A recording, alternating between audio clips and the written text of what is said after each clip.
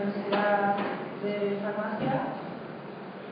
Bueno, lo primero es agradecer al comité organizador el haberme invitado, y lo segundo, comentar que yo soy principalmente docente. Entonces, una de las manías que tenemos los docentes es dar mucha información, entonces esa información está recogida en la presentación que os he dejado. Evidentemente ahora, con el tiempo que tenemos, pues la haré un poquito más reducida. El índice que voy a tratar, ya como os he hablado, voy a hablar un poco de la desnutrición, la evaluación nutricional, requerimiento, tipo de soporte y farmaconutrición. Esto lo acabamos de ver hace un momento. Además del estrés propio de la cirugía, que producía un hipercatabolismo que era perjudicial, también la rutina de adaptación en el tiempo preoperatorio realmente era nefasta. Ahora lo habían comentado, ya se adoptan medidas, evidentemente tipo de anestesia, la movilización precoz, que ya se ha comentado ahora mismo. Pero entre estas medidas es fundamental el soporte nutricional. La prevalencia de la desnutrición en el paciente quirúrgico es muy grande, es entre el 30 y el 55%, que depende de los hospitales y de los estudios que se ven. El tipo de desnutrición más frecuente en el paciente hospitalizado quirúrgico es la desnutrición proteica crónica, el base score. Luego, lo que luego tenemos que tener en cuenta a la hora de introducir es la cantidad de proteínas. Evidentemente, la desnutrición tiene efectos negativos que todos conocemos, entre otras cosas la cicatrización, la alteración de la cicatrización, y eso hace que aumente las estancias hospitalarias y el incremento de otra cosa muy importante, que es el gasto por parte de la morbimortalidad. Entonces, lo primero que tenemos que hacer es hacer una evaluación nutricional. La evaluación nutricional, tanto antes como postquirúrgica, no tenemos un método ideal. Entonces, evidentemente, tenemos que utilizar varios métodos. Pero ahora veremos que con varios métodos sencillos nosotros podemos hacer una evaluación rápida. Tenemos desde métodos antropométricos, que ya se ha comentado aquí uno. Generalmente se utiliza la pérdida de peso, que es muy fácil de hacer porque simplemente pesar al paciente, y el límite de masa corporal. Muy interesante también es que en el paciente obeso hay que hacerle el peso ajustado, ¿no? El peso ajustado que se calcula a través del peso ideal, no a través del peso normal. Los pliegues también son útiles, en concreto dos: el pliegue titivital y el pliegue para comprobar la masa grasa y para comprobar la masa muscular, la circunferencia la masa muscular del cuerpo.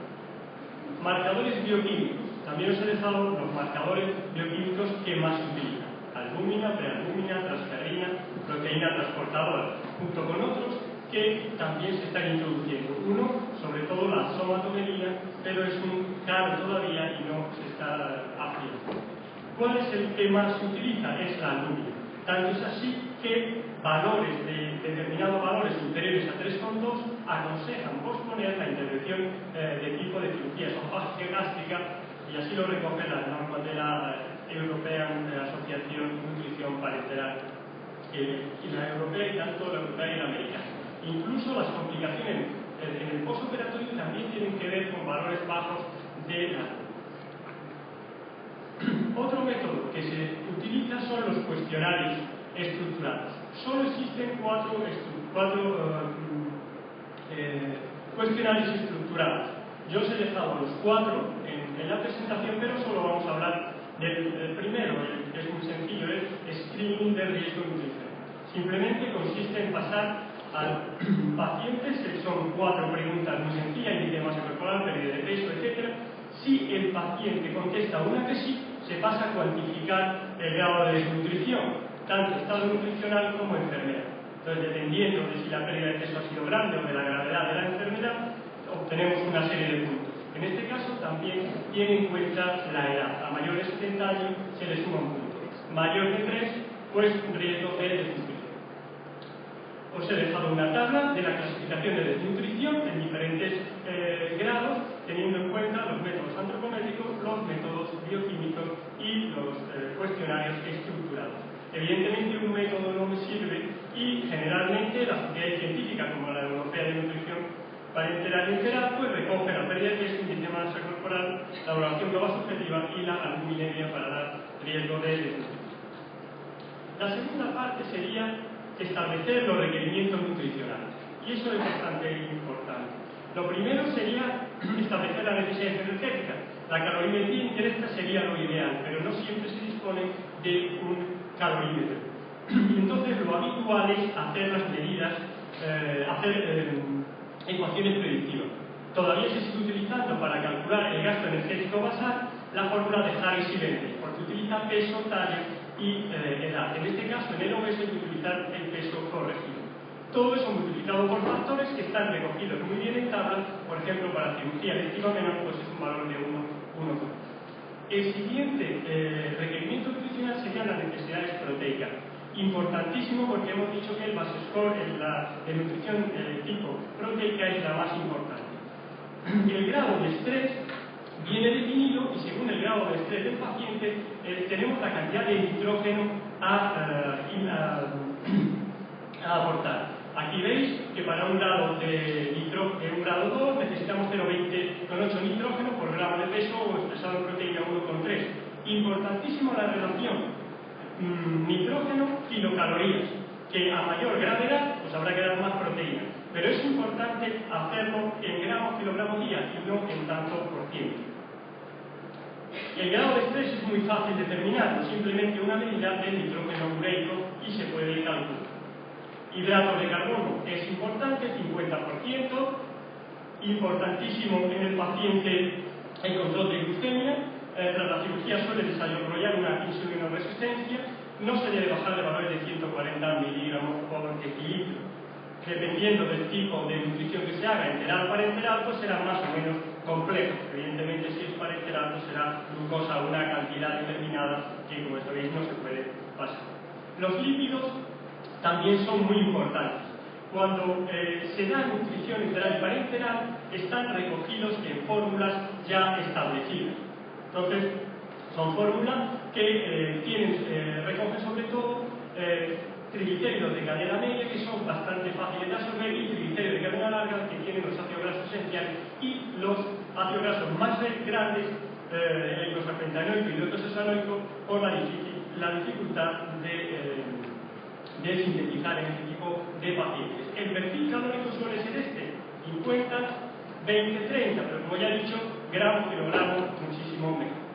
Micronutrientes no están establecidos y por tanto os he dejado las necesidades que da la FDA de la Sociedad Americana, las tenéis recogidas, de electrolitos. Los tipos de soporte nutricional también los conocéis, son desde el tradicional de la nutrición enteral, parenteral y la nutrición mixta. Comentaros que la nutrición, las normas que os he dejado son las que recogen las líneas de la Sociedad Europea. En este caso también os he dejado las indicaciones para el paciente para la nutrición enteral, las tenéis, y también las contraindicaciones cuando no se puede hacer nutrición enteral, en el caso de isquemia, mesentérica.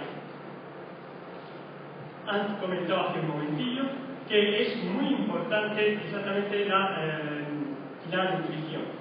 ¿Cuándo hay que dar nutrición? Pues las normas europeas indican que cuando la desnutrición es grave, el riesgo de nutrición es grave en cirugía mayor, y hay que dar nutrición enteral si esta es de 10 a 14 días antes. En pacientes también sin desnutrición, pero que van a no van a consumir alimentos durante 7 días o cantidades pequeñas, y ya han comentado mi compañero anterior que el ayuno preoperatorio por la carga de carbohidratos anterior no hay que eliminarla, como ya no lo vamos a comentar. Tampoco que la nutrición enteral postquirúrgica hay que hacerla inmediatamente, cuanto antes. La nutrición enteral tiene diferentes tipos de fórmulas que se adaptan de forma general o se adaptan de forma particular, dependiendo si el paciente tiene insuficiencia renal. Os he dejado algoritmos recogidos de soporte nutricional para el paciente quirúrgico, en el cual realmente os indica el tipo de fórmula que hay que dar si el paciente tiene requerimientos normales o extraordinarios. Una cosa importante es que las nutriciones, y ahora lo comentamos al final brevemente, suelen llevar inmunomoduladores y en determinadas cirugías es aconsejable su utilización. Concretamente, la arginina, los ácidos grasos omega 3 y los nucleótidos en la nutrición enteral. La nutrición parenteral, como es una técnica agresiva, una terapia agresiva, ahora se recomienda solo cuando no se pueda dar la nutrición entera. Lo mismo os he dejado las indicaciones y los tipos que existen, que todos los conocéis. Las guías os he dejado también donde está la información para que podáis sacar las fórmulas. Una cosa importante es cuándo tengo que utilizar la nutrición parenteral complementaria, es decir, hacer nutrición enteral y nutrición parenteral. Se aconseja que si al cuarto día del ingreso con la nutrición enteral no se cubre el 60% del gasto energético total, hay que dar nutrición parenteral. Y esta debe cubrir la conjunta al menos el 80% del gasto energético total, no superando el 100%. Vías a escoger, actualmente siempre la nutrición enteral frente a la parenteral. El intestino es un órgano inmunológico y por tanto es fundamental el utilizar esa vía si es posible. Y para terminar simplemente comentar que este tipo de fórmula, tanto la nutrición enteral como la nutrición parenteral, llevan una serie de sustancias que además de nutrir, pues regulan la función inflamatoria, sobre todo inmunológica. ¿Cuáles son estos farmaconutrientes, antes llamados inmunomoduladores que se utilizan? Arginina, vitaminas, ácidos grasos omega 3, núcleos. Comentar, arginina, ¿dónde está indicado? Exactamente en nutrición enteral. En nutrición parenteral, las fórmulas comerciales suelen llevar arginina en su composición, pero no se adiciona generalmente mayor cantidad. Pero sí en nutrición entera. La glutamina. ¿Dónde es realmente útil? La glutamina es solo o especialmente útil en nutrición parenteral, generalmente en forma de dipéptido. En nutrición enteral es más difícil porque la propia utilización del tejido de la glutamina hace que la cantidad que se necesite sea mayor. Por eso los estudios siempre son contradictorios. Los nucleótidos en nutrición enteral y los ácidos grasos omega 3 en diferentes formas, también en este caso tanto en nutrición enteral como en nutrición parenteral. Simplemente para terminar, comentar lo importante que ha comentado el ponente anterior de reducir todo eso del estrés perioperatorio, la movilización, etc. También tener una adecuada nutrición y consumir alimentos antes de la propia operación.